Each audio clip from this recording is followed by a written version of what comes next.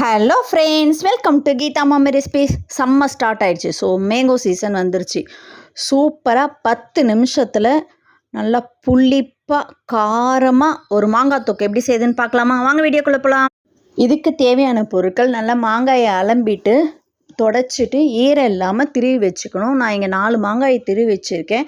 அதுக்கப்புறம் தேவையான அளவு மிளகாப்பொடி, red chilli powder, Kashmiri chilli powder கலருக்காக, வெந்தயத்தை வெறும் வாணலியில் வறுத்து பொடி பண்ணி வச்சுருக்கேன்.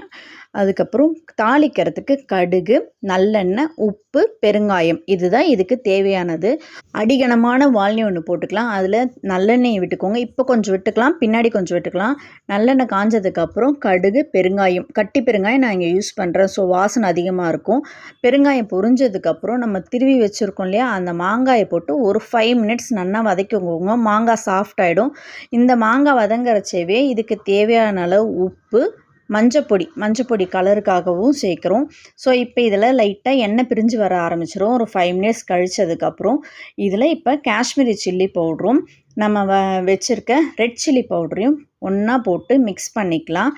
காரம் அதிகமாக ஊறுகாய்க்கு போட்டால் தான் ரொம்பவே நல்லாயிருக்கும். ஸோ இங்கே 4 மாங்காய்க்கு நான் 2 table spoon red chilli powder போட்டிருக்கேன்.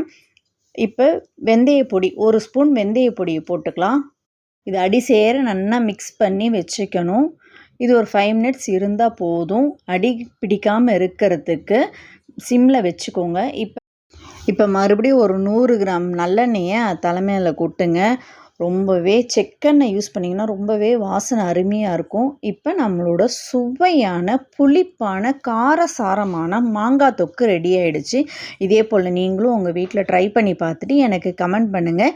இந்த வீடியோ பிடிச்சிருந்தா உங்கள் ஃப்ரெண்ட்ஸ் அண்ட் ரிலேட்டிவ்ஸ்க்கு ஷேர் பண்ணுங்கள். மறக்காமல் கீதா மாமி ரெசிபீஸ்க்கு சப்ஸ்கிரைப் பண்ணிவிடுங்க. தேங்க்ஸ் ஃபார் வாட்சிங் வித் மீ சீதாலக்ஷ்மி. பாய்.